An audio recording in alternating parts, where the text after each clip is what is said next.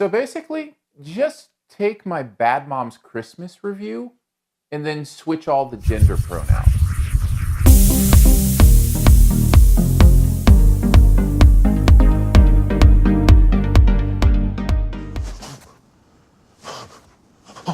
You gonna keep pump faking that thing, or you gonna take a shot, Brad? Huh? What? What? Huh? He's never played sports ever. Maybe it stuck to his hand. Huh? Huh? Huh?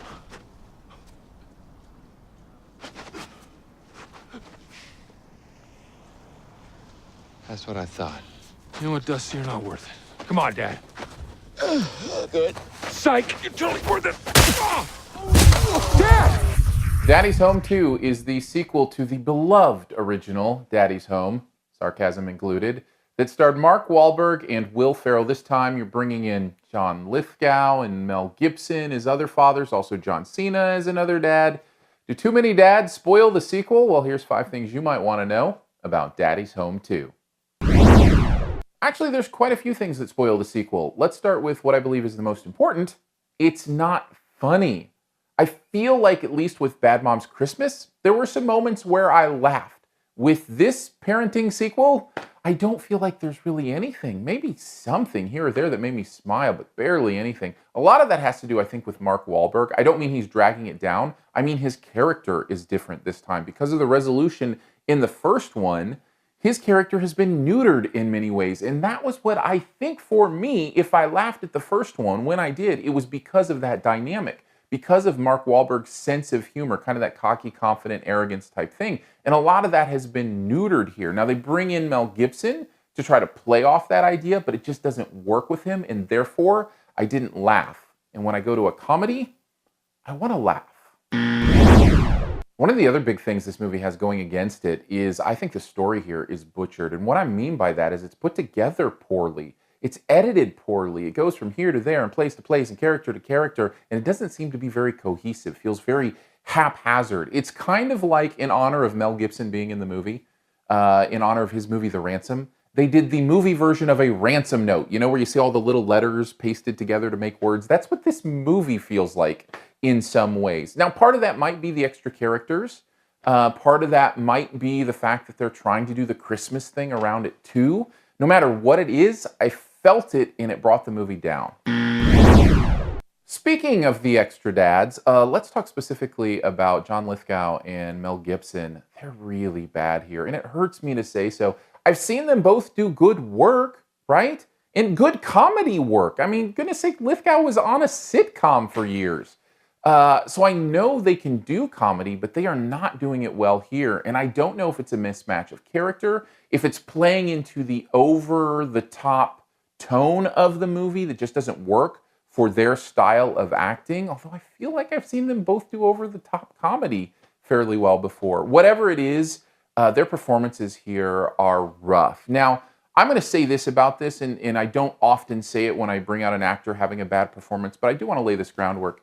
It's not always the actor's fault when the performance on screen doesn't hold up. Some of that has to do with the editor, director, people who are choosing which takes to play, the editor's sense of humor, sense of style, so our director's sense of humor, I should say. So I don't put the entire weight of their performance on them. Unfortunately, it is their performance on the screen, and it's not good. Is this guy ever going to say anything good about this movie? Not yet. I have one more big negative I have to mention. It just all feels so inauthentic. None of this feels real. It feels like it is so over the top in a way that it is some sort of cartoon. Now, that's not necessarily a bad thing. I like cartoons. But if you're going to go for the heartstrings, if you're going to go for a movie that wants to make a point or have some value, you kind of have to get away from the silly symphony aspect, right? You have to get away from the Looney Tunes stuff. Anvils dropped on heads. There, you know, the moments where characters would never survive something, the moments where a person would never act that way or say that one thing or do. It's just one of those movies where it's so over the top, you know you're not living in a real world, and it doesn't balance that with the tone that it wants to have, so it just feels ridiculous. Okay, I'll say something nice, something that worked for me, surprisingly so at that. The emotion in the end actually worked for me. I know, I have no idea what's going on here. I didn't connect to any of these characters, any of the story, yet there's this moment with a dad and his daughter at the end, and I'm not going to give anything away, where I got a little bit emotional. And you know what that shows? Here's what I think that shows. This is an easy target. When you're dealing with parents and children, the emotional part of it is easy. And yet a movie like this has such trouble getting there. And even at the end, I still feel something. That part did work for me. Somehow, it's kind of a mystery, but I will say that I did feel something. Overall, though, Daddy's Home 2 is not a great movie. All those negatives bring it down for me to a C-. Thanks for checking out this Your Movie Friend review. You were expecting like somewhere in the D range, weren't you? That's the weird thing about these things. Can I go on a tangent? Because, yeah, 4 reds, you'd think, whoa, that's way down. But you know, at the end of the day, it's just a stupid family comedy. I don't know. It's not a D movie. It's about a C-. So I didn't figure I had to defend that, but I did anyway. Let's move on. Aaron Dicer on Twitter if you want to hang out on Twitter, AARONDICER. You can also connect with me here on YouTube. Subscribe to the channel. There's a little thing down here you can click. You can also click at the end when that happens if you want to subscribe. I'd appreciate it.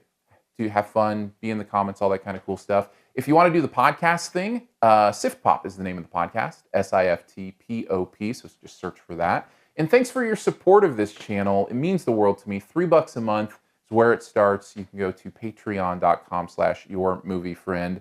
Absolutely humbled by the amount of support there. It's really kind of crazy, and I'm very, very thankful.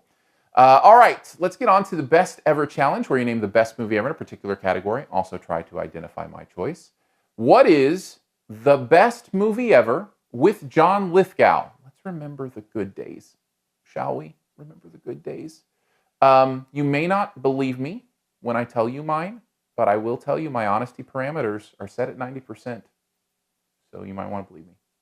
Take a guess at mine in the comments. First person to get it right does get a point. I'd love to see your choice there as well. As always, here's a few extra seconds to hit subscribe. Click my face.